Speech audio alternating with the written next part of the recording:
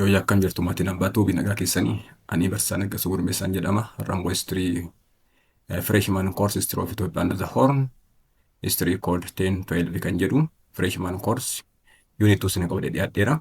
Kanaaf unit 2 peoples and the cultures in Ethiopia and the Horn kan jedhu waliin ilaallaa yoo darbe unit 1 eelatti paartiiwwan jedhan waliin ilaallee turre. Harammoo history of Ethiopia under the Horn which given us common course for freshman courses for Ethiopian students, especially in universities and colleges.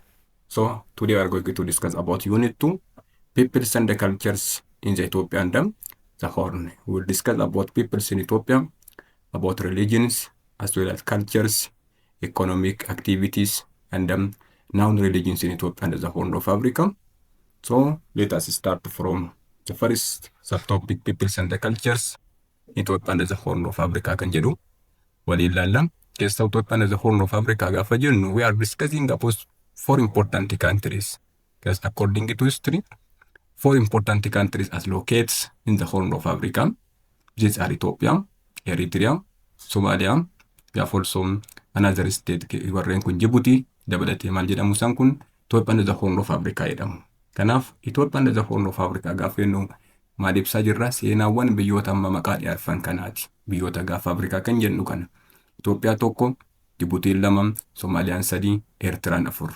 Kanaaf achi gahatti peoples and the cultures in Ethiopia and the Horn. Language spoken in that region. Cultures about religion.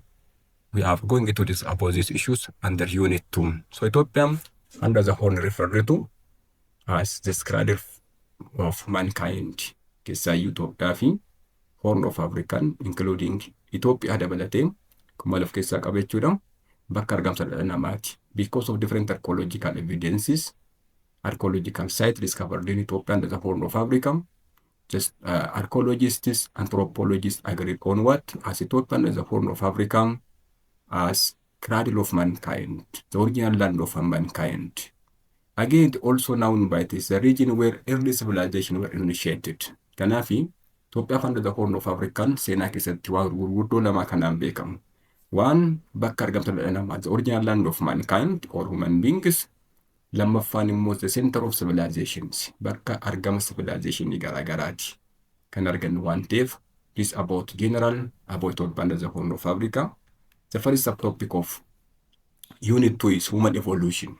Human evolution, argama dhala namaa kan jennu kana keessatti human evolution jenna. Human evolution idaafi there are 2 theories about the origin of human beings. One, the scientific theory or evolution theory.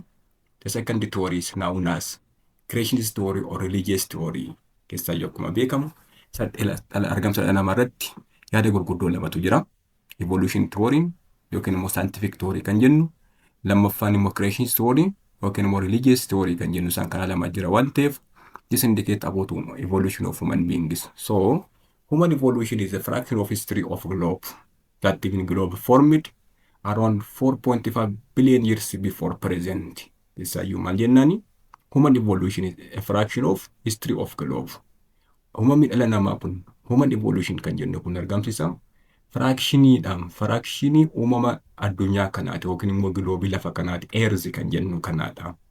Kanaafi according to historians, for example, when you see about the evolution, life, this indicates 4.5 billion years ago, the origin of Earth.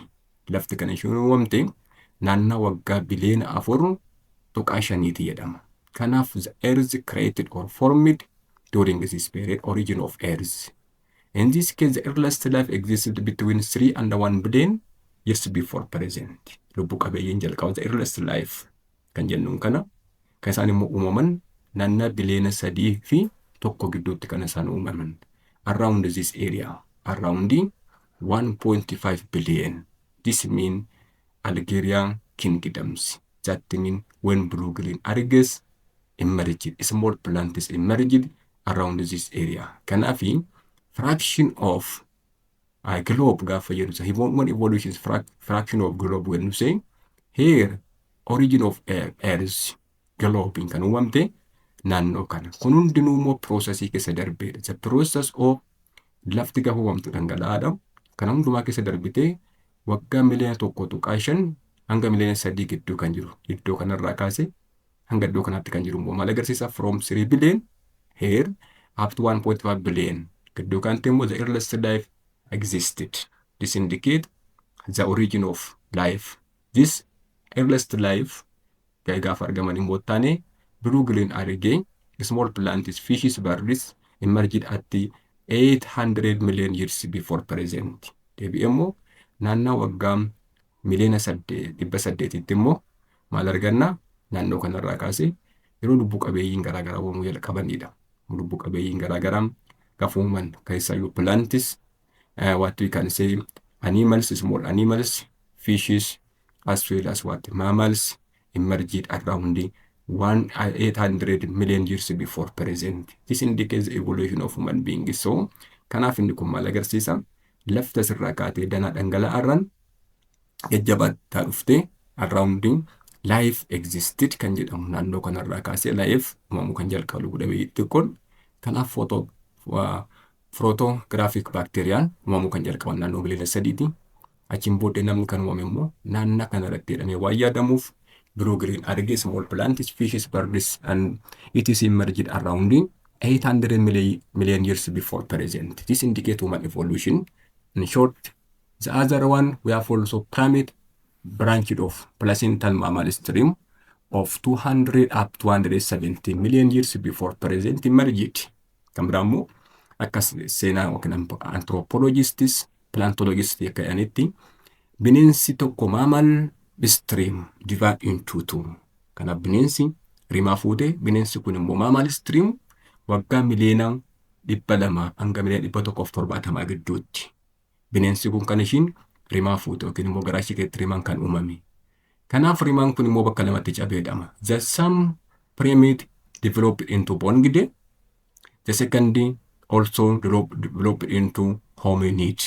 That means the origin of human being around 200 up to 170 million years before present. This indicates the origin of human beings. Because of this, some primates kanaaf ulfi yookiin immoo garaacha keessatti streaming keessatti kan hafe kun maal jennaa kun rimaan kun bakka lamatti cabee jedhama. Naannoo waggaa 200-170 gidduutti. Inni tokko maal ta'e boongidee ta'e. Boongidee jechuun immoo like gorilla, chimpanzees, orangutan, and gibbon. That means types of apes warra jedhaman kana kan isaan ta'an. Other also developed into hominidia. That means human ancestors kan inni guddate. Kanaaf namni kan uumame keessaayyuu the origin of human being between 200 up to 170 million years before present. In this case, the placental mammal stream crashed or divided into two. One branch became the bongide, the second branch became the hominid. Bongide became ancestor of animals. Hominidia or hominid became ancestor of what? Human beings. This indicates the origin of human beings. Kanaaf human beings, animals also from the same identity kan jennuuf sababii kanaatiif. Kanaaf dhalli namaadhaa fi bineensi originin isaanii tokko kan jedhameef. Kanaaf mammal streaming kun bakka lamatti gaafa qoodamu gari tokko isaa boongidee gaafa ta'u gari tokko isaa immoo nama ta'e. Boongideen sanyii bineensaa ta'etti fufee hominidia or hominid immoo maal ta'e human ancestor ta'etti fufee waan ta'eef isa kana. Kanaaf akkuma dura jenne East African Rift Valley is a cradle of humanity. Keessaayyuu East African Rift Valley including Ethiopia. Baani Africa Rift Valley kun Rift Valley ba Afrikaatti argamu a cradle of humanity. The original land of human beings jechuudha karaa biraatiin. Kanaaf why we can say, how we can say, what's the reason to say East African Rift Valley is a cradle of humanity? Because of different archaeological evidences, archaeological sites discovered in eastern part of Africa, including Ethiopia. As from this one, the first archaeological evidence indicates that a fossil named Chloropithecus kan jedhamu dated around 10 million years before present. Naannoo waggaa miliyoona 10 dura kan ture was unearthed in Anchar in West Harargee, which discovered by the archaeologists in 2007. Kanaaf fossiliin namaa Chloropithecus jedhamu kun isa keessaa baame naannoo Oromiyaa Harargee keessaa bakka Ancar jedhamutti kan hin argame waan ta'eef kunis qotamee kan ba'e naannoo waggaa 207 bara 2007 keessatti. Kanaaf kun maal agarsiisa? First archaeological evidence to say East African Rift Valley is a cradle of humanity. We have archaeological evidences. The second archaeological evidence, biological and cultural evolution, discovered in Middle Awash, again Ethiopia and the Lower Omo river valleys, discovered by Ethiopian and foreign scholars. Kan biraa biological and cultural evolution, argamsa biological evolution kan agarsiisu, cultural evolution kan agarsiisu immoo naannoo Middle Awashiidhaa fi naannoo laga Awaashiif naannoo laga Omootti qotamee kan beekne. Kunis another archaeological evidence to say Ethiopian as a Horn of Africa or the East African Rift Valley is a cradle of human beings or humankind jechuudhaaf. Kan biraa archaeological evidence kan biraa maal agarsiisa? Another fossils discovered in Ethiopia under the Horn of Africa, Ardipithecus remedius cadapa. Archaeological evidence fossil in jedhamu manni. The second, the third fossil, Ardipithecus remedius cadapa. It is age around 5.8 up to 5.2 million years before present. Umuriin isaa waggaa miliyoona 5.8 hanga miliyoona 5.2 kan ta'e discovered in Middle Awash again in Ethiopia. This is also another archaeological evidence. Kanaaf archaeologists discovered Ardipithecus remedius cadapa in Ethiopia and the Horn of Africa. Another evidence. The other one, Ardipithecus remedius kan jedhamu immoo umuriin isaa 4.2 million years before present. Discovered at the Aramis in Afar, discovered in 1994. Kanaafuu bara 1994 qotamee kan bahe archaeology fossiliin bilaa maal jedha? Ardipithecus remedius kan jedhamudha.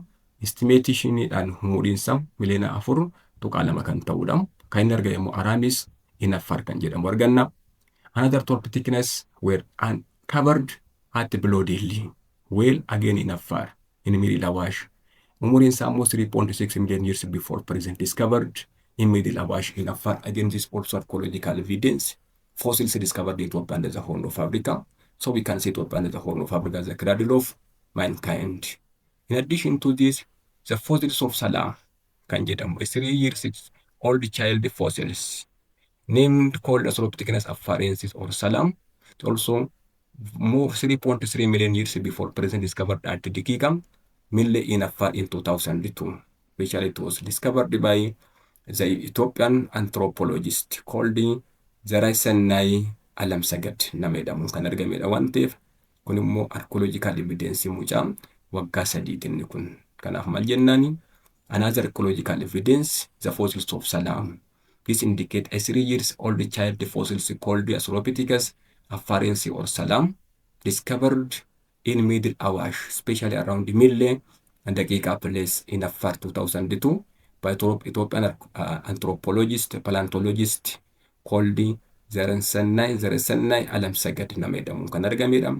This is found the most complete ancient infant and arguably best fossils of this species. Australopithecus afarensis jalatti kan ramadamtudha kun waan ta'eef. So this Australopithecus afarensis Daqiqa or Daqiqa baby kan jedhamtu kun waan ta'eef discovered in Ethiopia. This indicate archaeological evidence. Kanaaf fossilii mucaa waggaa 6 plus immoo naannoo Daqiqa argamu ishii Ethiopia including Afar, Ethiopian land of human beings. Fossils of Lucy'dha kan biraa Ethiopia keessa Ethiopian kan ittiin beekamu addunyaa irratti the fossils of Lucy'dha. Lucy scientific name ishii Australopithecus afarensis kan jedhamudha. Australopithecus afarensis or in short Australopithecus afarensis. This means a cold Lucy or dinqinash. Lucy maqaa namicha warra moggaafame argateen kan itti argamedha. Keessaayyuu warri Itoophiyaa immoo dinqinash ittiin jedhu. This also its age is around 3.8 million years before present, with a 40% complete body part and weight 30 kilogram, height 1.07 meters, and females look like Babdal female was discovered at Hadar in Afar in 1974-80. This also indicates Ethiopia and the Horn of Africa, the original land of human being.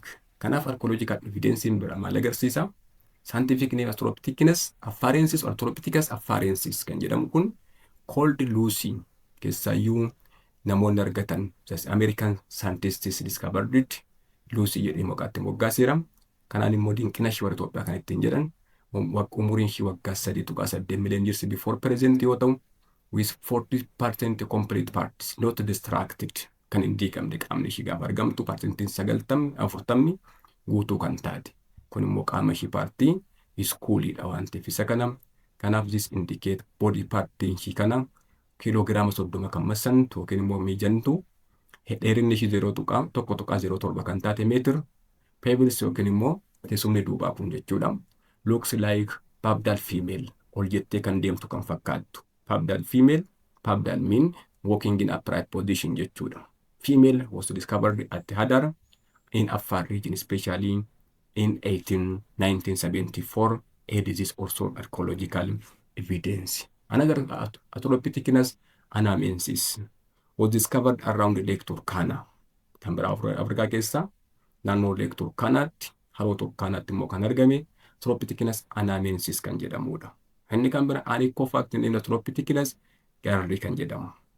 Which means in Afar surprise jechuudha. Surprise in Afar language dated 2.5 million years before when discovered at the Buri, Middle Awash in Afar region between 1996 up to 1999. This indicates archaeological evidence in Ethiopia. So based on the archaeological evidences, we can say Ethiopia as a Horn of Africa, in short, known as the original land of human being, or the East African Rift Valley, known as the cradle of mankind, because of archaeological evidence, which now we are discussing this issue. Kanaaf inni kan biraa immoo Genus Homo. Genus Homo mean, you know, Homo mean a Latin term. Homo mean Latin word, human jechuudha. Human dhala nama jechuudha. Genus Homo gaafa jennu immoo sanyii dhala namaati. You know, genus, what does it mean?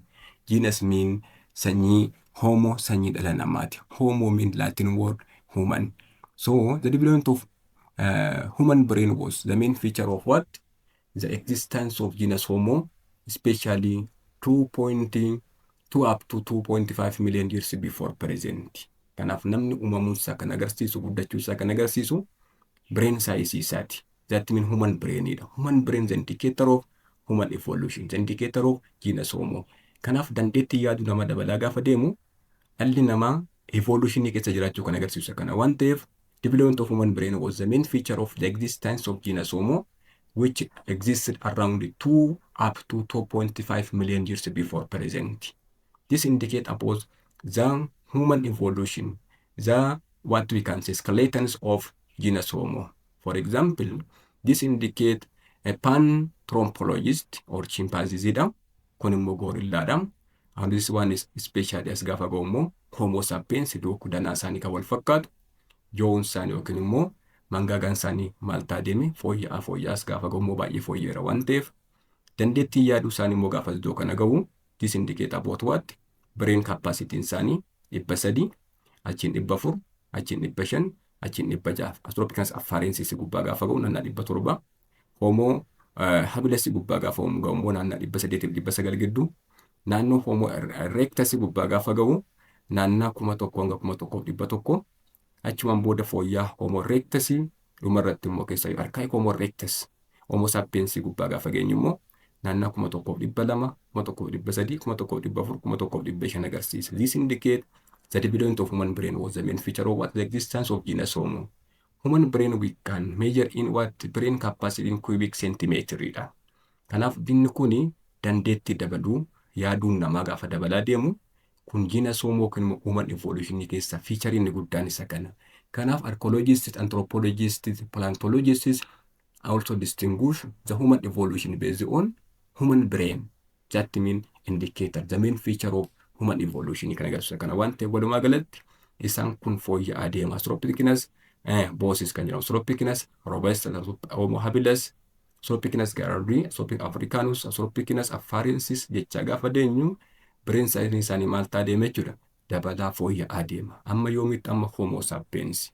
Homo sapiens gaafa ga'u naannaa 1,500 gubbaa ga'eera waan ta'eef the main feature of human evolution mean the change or development of human brain. This one is another issue regarding the evolution of human beings. There are 3 genus Homos in general. Genus Homo kana bakka sadiitti qoodna. Tokko Homo habilis, Homo erectus and Homo sapiens. The 3 genus Homos. This Homo habilis, the first genus Homo looks like this one. Naman ni jalqaba sanyii Homo genus Homo keessa inni tokkoffaan Homo habilis kana fakkaata. The term Homo habilis derived from Latin term. Homo mean human, habilis mean able man. able man that mean human being that began to use hands. So the term Homo that mean human being and plus mean skillful use of hands. Nama ogeessa harka isaatiin fayyadamuu jalqabe jechuudha. They began to use, they began to touch, they began to also what we can say make stone tools by using their hands. They began to eat by using their hands. This is known as what? Homo habilis. Homo habilis, Homo human being habilis mean skillful use of hands. Nama yeroo jalqabaatiif harka isaatti fayyadamuu jalqabe. Kanaaf Homo habilis sometimes known as handy human beings. They began to use their hands. Umuriin isaanii immoo naannawaa waggaa tokko tuqaa sagal million years million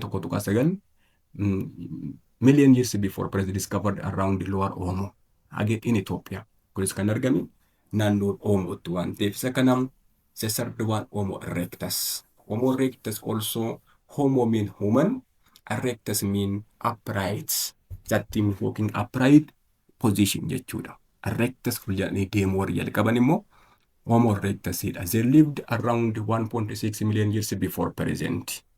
Is also what we can say figure of Homo habilis up to Homo erectus irra kan ka'u gaafa ilaaltan the most distant ancestor of hominid. Kanaafi kanaafni Diaporticus kan jedhamu kuni Diaporticus gaafa jennu jalqaba nama kana fakkaata. The earliest human being, the most distant ancestor of hominids. Sa fagoo kan ta'e as gubbaa gaafa ga'u immoo maal agarsiisa? This indicates change in addition to this considered as the first hominid walked upright. Ol jedhee deemu gaafa jalqabu immoo Australopithecus kan jedhamu Australopithecus or Australopithecus kan jennee waamnu isa kana gubbaa gaafa ga'uudha. Homo erectus jechuun iddoo kana. Homo erectus when you say this mean upright human being. Kanaaf naannaa kana gaafa ga'u immoo umuriin isaanii miliyoona tokko tuqaa ja'a miliyoona tokko tuqaa sadeetti kan dhiyaatu isa kanaadha. This one is the most important one. Homo sapiens gubbaa gaafa geenye immoo namni bifa kanaan deemaa jira jechuudha. Sababii kanaatiif this indicate human evolution. Evolution mean gradual change, not the sudden change. Human evolution, human beings developed from lower beings through gradual change. Kan jedhamuuf according to the scientific theory, creationist theory, kan jedhamu namni dhalli namaa isarraa dhufe created by God warri jedhan. Human evolution immoo evolution theory or scientific theory maal jedha? Dhalli namaa kan dhufe adeemsa suutaatiin from lower beings through gradual process of change. Step by step. This indicates the evolution of human being. From the origin of a human being, especially most distant ancestor of hominid up to what we can say Homo sapiens, the modern human being. This is known as Homo sapiens. Homo sapiens also made great variety of specialized tools from stone. Warri ta'an isaan kana. Kanaaf Homo erectus discovered at Malkaa Qunxurrii, Konsoo Gaara Dullaan, Gadabu'is. 900 up to 1,100 centimeter cube brain size warra qabanidha isaan kun. So Homo erectus originated in Africa and spread out of the rest of the world. This means the main feature of Homo erectus. Homo erectus amalli isaan qaban isaan kana. One, upright walking position kan deeman. Walking upright position, Homo erectus, Latin word. Again, Homo erectus also discovered in Ethiopia and the Horn of Africa. Their brain size 900 up to 1,100 brain centimeter cubic centimeter cube brain size kan qabanidha isaan kunin. Homo erectus originated in Africa and then spread out of the rest of the world. Keessaayyuu around 1.5 million years before present. Homo erectus also migrated from Africa to other part of the world, Asia and America. This one is the most important one. Kanaaf dhalli namaa ni jalqaba Afrikaa keessatti uumame. Afrikaa immoo gara Ameerikaaf gara Eeshiyaatti kan godaane kamidha jechuudha. Homo erectus jennuun kan jennuun kana waan ta'eef this about Homo erectus, the second genus Homo. Homo erectus also known as the first one being to discover fire. Isaan kun warra jalqaba ibidda hojjetan Homo erectus. Isaan sadaffaan immoo Homo sapiens. Homo sapiens derived from Latin term again. Homo and the sapiens. Homo mean human being, sapiens mean wise human being, knowledgeable human being. So the Homo sapiens, the skeleton of archaic Homo sapiens, knowledgeable human being, discovered around 400,000 years before present. Named especially around Bordeaux, brain size in Sanimo Kumotoko Dibbafurit, discovered in the Middle Awash. Kana Bordeaux kan jedhaman mo kamida archaic Homo sapiens. Homo sapiens divided into two. Archaic Homo sapiens and Homo sapiens sapiens. Homo sapiens actually emerged, or that means transformed from Homo erectus around 400,000 years before present. Kana waggaa 400 kaasee hanga 100 kan jiran isaan kun maal jalatti ramadamu? Under Archaic Homo sapiens. Archaic Homo sapiens in short, the transition between Homo erectus and the modern human being. That means Homo sapiens sapiens. So, Archaic Homo sapiens also somewhat lived around 400,000 up to 100,000 years before present, discovered in Ethiopia around the Middle Awash. The second one, Homo sapiens sapiens. Homo sapiens sapiens mean which includes the living human beings and the skeleton of human beings after 100,000 years before present. Discovered at the Porky Epic near the Redowa, Kibish around the Lower Omo in 1967. Kanafi, Homo sapiens gaafa jennu bakka lamatti qoodamu. Archaic Homo sapiens jechuun akkuma dura jedhe waggaa 400 kaasee hanga 100 kan jiraatan.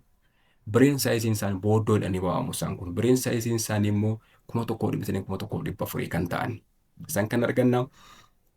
Isaan kun immoo warra kamiidhamu? Homo sapiens sapiens immoo dhala namaa warra ammaa kana dabalatee modern human beings, wise human beings, those who able to use and think and began to execute complicated ideas warra qaban. Isaan kun immoo maal jedhamu? Homo sapiens sapiens. They also from 100,000 years before present up to the present. Waggaa 100 raakaasan gammaatti kan jiran isaan kun maal jedhamu? Homo sapiens sapiensidha. Kanaaf discovered at Porky Picnic Red Redawa, Kibish and around the Lower Omo in 1967. Kan ta'an isaan kanadha. In 2004, Kibish fossils, especially around 1,900 kan before present kan ta'an 195,000 years before present, the oldest for modern Homo sapiens discovered. Kibish fossils kan jedhamu. Kanaaf isaan kana kanan biraan gosa Homo sapiens irratti kan ramadan fossils lammaffaa Kibish fossils irratti dabalame Homo sapiens idaaltuudha. Found in Middle Awash in 1997. Lived about 160,000 years before present. Waggaa 160 dura warra jiraatan isaan kun waggaa 195 dura kan jiraatan isaan kun. Kanaafi fossilsiiwwan Homo sapiens immoo isa keessa argaman around Itoophiyaa keessa kan argaman. Tokko in 2004 Kibish fossils kan jennu 1994 1,900 kan ta'an 195 dura kan jiran, especially 195,000 years before present kan ta'anidha. The oldest from modern Homo sapiens keessa isa kana. Kibish fossils means the oldest form from the modern Homo sapiens kana. Inni ittaan immoo Homo sapiens idaltuu kan jennuun kana. Founded in Middle Awashitti kan argame 1997, lived about 160,000 years before present. Waggaa 160 dura kan jiraatan isaan kana waan argannaaf isaan kana fakkaatan. Kan biraan culture evolutionidha. Maaltu jedhama? Culture evolution, the growth of culture. Culture evolution means technological changes related to socio-economic transformation jechuudha. So what is culture evolution mean? Homo erectus Homo sapiens jedhee namni dhalli namaa maal bira darbee amma gara meeshaawwan hojjechuutti kan inni dhufe. Kanaaf culture evolution in short, the culture evolution means technological changes related to socio-economic transformation jechuudha. Kanaaf jijjiirama yookiin immoo culture evolution jijjiirannaa yookiin immoo jijjiirama aadaa, argamsa aadaa gaafa jennu teeknooloojiidhaan jijjiiramuudhaa fi socio-economic transformation yookiin immoo jijjiirama hawaasummaa fi dinagdee hawaasaa irratti jijjiirama dhufee jechuu danda'u. Waan ta'eef isaan kanaaf inni kun Stone Age, kanaaf culture evolution kun bakka sadiitti qoodama. The divide into three, Stone Age, Bronze Age and Iron Age kan jedhamu. Keessaayyuu Stone Age gara gadiitti ilaalla. Around 2.5 million years before present and up to somewhat around 5,000 years before present kan ta'e Stone Ageidha. Bronze Age immoo waggaa 5,000 hanga 4,000 kan jirudha. Waggaa 4,000 kaasee hanga ammaatti kan jiru Iron Ageidha. Kanaaf cultural evolution bakka sadiitti qoonnee ilaalla jechuudha. Stone Age, Bronze Age and Iron Age in short. Now let us say about Stone Age. Stone Age were the first technologies in the history of human being. Seenaa namaa keessatti Stone Agein namni yeroo itti dhagaarraa meeshaa hojjetee itti fayyadamu Stone Agein isa jalqabaati. Kanaaf what is Stone Age mean? Yookiin immoo afaan Oromootiin bara dhagaa kan jennu maali? Stone Age mean in short when one being is made tools from stone. That mean when stone used as principal source of raw materials to make tools at that time. No other materials, no other available materials at that time. What was easily used by human beings was stone. So this period known as Stone Age. Stone Age bara dhagaa gaafa jennu baratti namni dhagaarraa meeshaa hojjetee tolchee itti fayyadamaa ture inni kun maal jedhama? Stone Age jedhama inni kun. Stone Age also divided into three again. Cultural evolution divided into three. Stone Age, Bronze Age, and Iron Age. Again, Stone Age also divided into three. The stone tools divided into three. Mode 1 is stone tool. Again, old one is stone tool kan jedhamu kana. So mode 1 or old one is stone tool. Mode 1 in kun maal jedhama? Old one is stone tool. The first report was Old Gorge in Tanzania. Isatti argameera naannoo Surura Qinxama Tanzaniaatti around Old Gorge jedhamutti kan argameera. Jalqabaa kun this known as what thing? The stone tool known as old one kan jedhamu sana kan argame ticket. One tip which was discovered by or made by Homo habilis. Kanaaf is mode 1 kana kan hojjete warra kamidha jechuudha? Warra Homo habilisidha. The first report was the first stone tool Old Gorge keessatti kan argame. Old one kan jedhamu inni kun one tip kan hojjete warra Homo habilisidha. Now a crowd and then monofacial style. Crowd mean kan hin fooyyofne, not attractive. That mean not improved jechuudha. Crowd mean and monofacial. Monofacial jechuun kalee tokko qofaan kan muru. Not bifacial, monofacial kan ta'e style kan qabu. Produced by direct persuasion. Direct persuasion dhagaatti buusuun kan argamedha. This known as what the first mode is mode 1 or old one tools stone tool kan jennu. Isa kana these fossils animal bones 3.5 years before present were found with stone tool inflected marks on them. The oldest evidence of stone tool at the Diqiqa which is discovered in 2010. Kan biraan boo maal arganna? Naannoo Diqiqa in around Afaritti kan argame around the milling fossilized mammal animal bone kan ta'e umuriin isaa waggaa 3.4 years were found with stone tool inflected marks. Stone tool yookiin immoo kan hojjetame yookiin immoo kanaan kan on them. Oldest evidence of stone tool at Diqiqaadha. Old one tools made and used by Homo habilis kan dura jedhe discovered near Gona in Ethiopia keessa immoo in Oromo of Africa around 2.52 million years before 2.52 million years before present, which discovered in 1992 at Shungura in Afar. This also what we can say old one tools. Actually, it was first discovered in Tanzania around the old one gorge in Tanzania. So this is known as what's the old one tool kan jenneef kanaaf. Old one tool immoo kan hojjete warra kamidha? Made and used by Homo habilis. Kan hojjete warra kan namaa keessa Genus Homo sadan keessa Homo habilis hojjete waan kan ta'eef Itoophiyaa keessa immoo naannoo Goonaatti kan argamedha. Around Shungura in Afaritti kan argames waan ta'eef is opposed the first stone tool mode 1 kana old one stone tool kan jennuun Homo habilisiin kan hojjetameedhaaf scientific fayyadamanidha. Lammaffaan what mode 2 dha. Mode 2 immoo maal jedhama? Acheulean stone tool jedhama. The Acheulean stone tool mean which first made by Homo habilis, Homo erectus. Kana kan hojjete warra kamidha? Homo erectus kan hojjetame. The name Acheulean derived from the first small city in France, which known as Set Achule. Kanaaf magaalaa qulqulleetti Achule jedhamtu keessa yoo jalqabaatiif Faransaa keessatti magaalaa xiqqoo keessatti qotamee waan ba'eef Acheulean mean mode 2 dha. Kanaaf mode 2 named after the first report at the Set Achule, a small city in France. Discovered the first were in France. So were produced by indirect persuasion. The first one direct persuasion by using hand axe or hammer and were bifacial and pointed and convex feature kan qabu isaan kun. What they differentiate from the first stone tool, old one stone tool. The old one stone tool by direct persuasion. Dhagaa tokkotti buusuudhaan kan hojjetamedha. Kun immoo using hand axe. Karaa biraatiin hand axe stone mataasaa akka hand axe itti fayyadamanii or hammer waan akka burbuusaatiin maal kan jedhan jechuudha. Dhagaan kun kan hojjetamedha. Kanaaf bifacial jedhamuun karaa lamaanuu muruu kan danda'u. Pointed and convex feature kan qabu. Caafiinsa yookiin immoo kan akka billaa xaafiitti kan beekan qabu waan ta'eef Homo this known as Acheulean stone tool or mode 2 kan jennuun kanaadha. Homo erectus produced Acheulean tools around 1.7 million years before present. Again, Homo erectus also invited fire and started burial practice. Keessaayyuu Homo erectus waan gurguddoo kana arfaniin beekamu. Tokko isaan kun maaliin beekamu? The first human being to lived and migrated from Africa to Europe and Asia. One. Lamaffaan also the first human being to produce is a Acheulean tool, stone tool around 1.5 million years before present. Inni sadaffaan immoo the first one being to invite fire around 1.5 million years before present. Kan akkam biraa jarreen kun maaliin beekamu?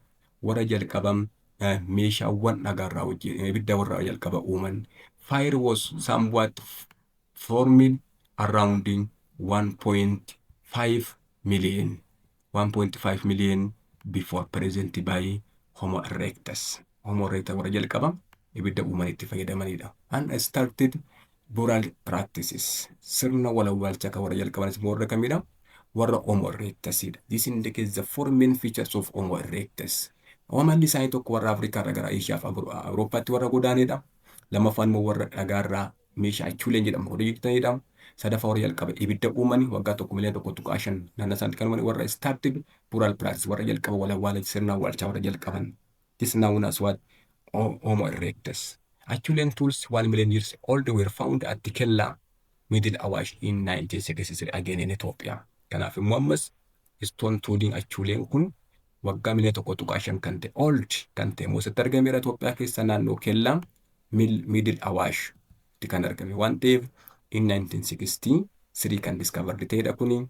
The other one mode 3 Sangoon kan jedhamu immoo argan. The third stone tool, the third one Sangoon stone tooling bakka sadiitti qoodama jenneerra mode 1, mode 2 and mode 3. Mode 1 old one, mode 2 Acheulean, mode 3 also Sangoon. These also are flexible and the finest form of production by use of obsidian.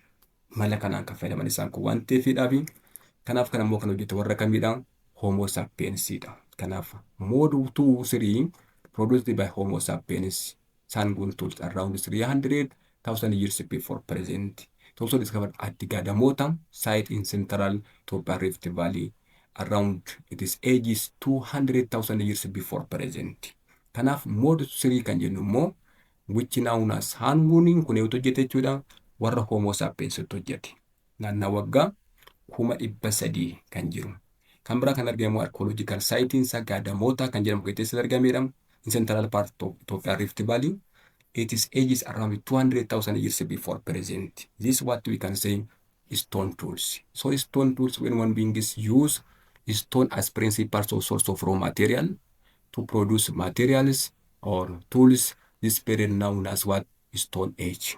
Stone Age also actually started around 3.4 million years before present and continued up to what we can say 4,000 years before present or 6,000 years before present or 4,000 BC kan turedha inni kun.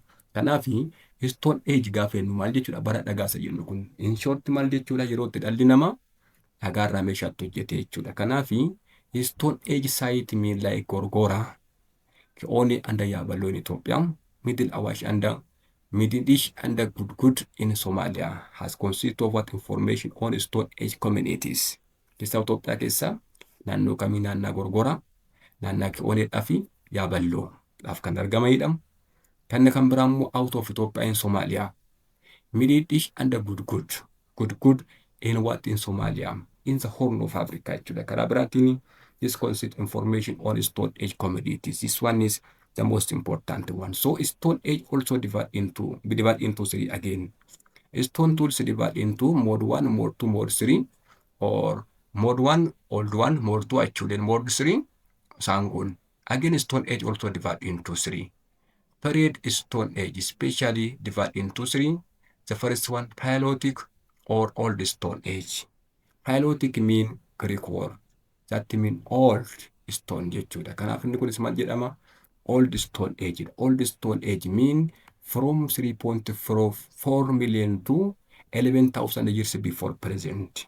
It was when one beings began to use language, when they sheltered in caves, where stone tools, bones, and the wood furs and the skin matters also to prepare food and the clothing. This indicates the main features of old Stone Age, or what we can see in Greek word Paleolithic period. Paleolithic period gaafa jennu old Stone Age gaafa yerootti namni maal gochuu jalqabeedha. They began to use language. Yerootti namni dhagaa fayyadamuu jalqabe. They began to use language. This means what we can say old Stone Age. They began to shelter in caves. Yerootti namni maal gochuu jalqabe?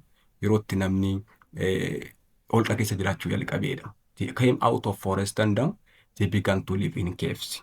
This means in cultural evolution, cultural change. That human beings brought behavioral changes. They came out of forest, they began to live where? In caves. When human beings began to use stone bones, food and the force, and the skin material to prepare what? Food and the clothing. Yerootti namni lafeetti dhagaatti fayyadamee boon lafee wood qoraaniidhaa fi force kan jennu yookiin skin gogaa kan jennu kana fayyadamee maal gochuu jalqabe? Yerootti namni nyaataa fi uffata qopheeffachuu jalqabeedha. So clothing started. The human beings began to prepare their own food, not producing by hunting and gathering. Production gaafa jennu farming yookiin immoo bakka tokko taa'ee qonna gaafa jalqabu agarsiisa. When they began to prepare food, nyaata bilcheeffachuu gaafa jalqabanidha inni kun, not producing food. Producing food started during the New Stone Age. We will discuss in this video. Kanaaf isa kana. Kan biraa maaltu argame kan the Sixth Age labor division also started with able-bodied mammals as hunters of fauna and the children and the females as gatherers of what? Flora. Kanafi, another important development during the Old Stone Age mean Sixth Age labor division also occurred. Hojiin umuriidhaa fi saala irratti hundaa'ee gaafa qoqqoodamudha. Kanaaf korniyaan dubartoota isa deemu, isaan kun gatherers of what? Flora, firii mukaa funaanu isaan kun. Yeroonni immoo isa dhaqu adamoo adamsu. This is known as division of labor during the Old Stone Age. So there was also Sixth Age labor division with able-bodied males as hunters of fauna and the children and the females as gatherers of what? Flora. This means division of labor. The main feature of the Old Stone Age, what we can say Paleolithic period from 3.4 up to 11,000 years before present. The second period is known as Mesolithic or Middle Stone Age. Mesolithic, again Greek word, Middle Stone. So this period known as what? Middle Stone Age. Middle Stone Age means it is from 11,000 up to 10,000 years before present. Was simply transitional period between Paleolithic or Old Stone Age and Neolithic or New Stone Age. New Stone Age most irraa 10,000 up to 6,000 before present. Yookiin immoo waggaa 8,000 BC hanga waggaa 4,000 BC kan dura jedhee kan afaan kan wal qabatudha. This one is what we can say Stone Age divided into 3. This one is the most important one. The other one, New Stone or Neolithic period. New Stone Age gaafa jennu immoo waggaa 10,000 kaasee hanga 6,000 kan jiru. Walumaa galatti Stone Age divided into 3. The Paleolithic period or Old Stone Age 3.4 up to 11,000 years before present. Mesolithic or Middle Stone Age mean from 11,000 up to 10,000 years before present. Transitional period, no change, no cultural evolution at that time. The third one, Neolithic or Neolithic period or New Stone Age, 10,000 up to 6,000 years before present. Neolithic Stone Age ilaalama waan kana keessatti waan ta'eef Neolithic Revolution jedhamanni kun. Neolithic Revolution mean woman transformed from mobile to sedentary way of life. Mobile, when you say, one being is moved from place to place, especially during the Old Stone Age. That means to gather food and by hunting and gathering wild fruit and wild animals. This is known as what? Mobile life. No one being is also sedentary way of life start. Sedentary way of life gaafa maal jechuudha? Human beings also settle common area when they began to practice agriculture. This during Neolithic Revolution. Kanaaf Neolithic Revolution duratti namni nyaata isaa kan argatu by the means of what? Gathering and collecting wild fruit. Gather one thing and gathering. Hunting wild animals and gathering wild fruit mean this period known as mobile life, way of life. Moving from place to place. What for whatever to get their own food. Nyaata isaanii argachuuf. Ammoo maalti namni dhala namaa they ignored the mobile life. They began to settle common area, common place. This is known as sedentary way of life. Because of this, Neolithic revolution mean human transformed from mobile to sedentary way of life jennaan kana. This indicates radical shift from hunting and gathering to domestication of plant and animals. This one is the most important one. Kanaafi dhalli namaa yerootti transforming turning point in agarsiise human beings moved from place to place before that period. Now they began to practice hunt, but we can say domesticating plant and animals by settling a common place. This led to sedentary way of life started. What main factor? What also lead to that change? Because of climatic change and increased hunters and gatherers decreased what? The number of animals and the plants. That means without their interest, they also forced to settle common area and began to practice or produce their own food. In Ethiopia and the Horn, chiefly the more elevated and whiter parties people cultivate plants including teff, that in scientific naming isaa Eragotis teef kan jedhamudha. Daagusaan Illusinii Coracanaa kan jedhamudha. Nuug Guzootiam Abyssinica kan jedhamudha. Insect Ventricosum Ventricosum kan jedhamudha. Isaan kun maalidha? The first domesticated plants in Ethiopia. Kanaaf Itoophiyaa keessatti jalqaba elevated water parties people cultivate plants including teef. Lammaffaa daagussaa, sadaffaa nuug and insect or qochoo isa jennu kana kan isaan oomishuu jalqaban waan ta'eef this indicates domestication of plant and animals. Human beings began to settle common area. Sedentary way of life started. This is one of the most important. Domestication of insect plant, especially insect enedul kan jedhamu kun reduced shifting cultivation, reducing soil acquisition. That means another important advantage. Polished is axis, ceramics, grading stones, beds, stone figures, and animal remains in its site, like Imba Fakada around Ardigrat in Tigray, Arkodat and Abarintu in Eritrea, shows the Neolithic materials in Ethiopia, material culture in Ethiopia. Keessa archaeological evidence Ethiopia keessa arganne naannoo Imba Fakada Addagraatitti kan argamu in Tigraayidhaa fi Arkodat and Abarintu in Eritrea. Isaan kun maal agarsiisu? Domestication of that Neolithic revolution, Neolithic period, Neolithic material. Human beings began to practice agriculture or sedentary of life kan agarsiisa. Kanaadha inni kan biraa immoo Gobadaaraan rock shelter near Aksum has provided as agricultural stone tools kan argame achi keessaayyuudha. Remains of related with domesticated cattle, chickpeas and vegetable excavated from Lallibala cave in southeastern of Lake Xaanaatti kan argamedha. Kan biraa immoo cattle, domesticated cattle, chickpeas wanta kan shumburaa jennu, vegetable kan ta'edhaa fi warreen biraas argamanii naannoo Lallibalaati. Naannoo Gobdaara rock shelteridha. Naannoo Imbaa Faqqaadha around Tigraayidhaa fi Arqoodaatti and Baarentu in Eritiraan immoo Neolithic site kan agarsiisu, Neolithic material culture kan agarsiisu waan ta'eef so kan agarsiisu these archaeological evidences in Ethiopia and the Horn of Africa. So the archaeological site of Neolithic period mean Imbaa Faqqaadha, Addigiraat in Tigray, Arqoodaat and Baarentu in Eritrea, Gobdoora rock shelter in around Aksum, Lallibala cave, especially around southeastern Lake Xaana indicate that means the period of Neolithic revolution. This one is the most important. Stone tools for cutting grass and the grass, like plants and the rock painting is of domesticated animals discovered around Laga Oda, rock shelter near Charchar in Hararge. This also has archaeological evidence. Keessaayyuu stone tools for cutting grass waan akka hamtuu kan fakkaatu.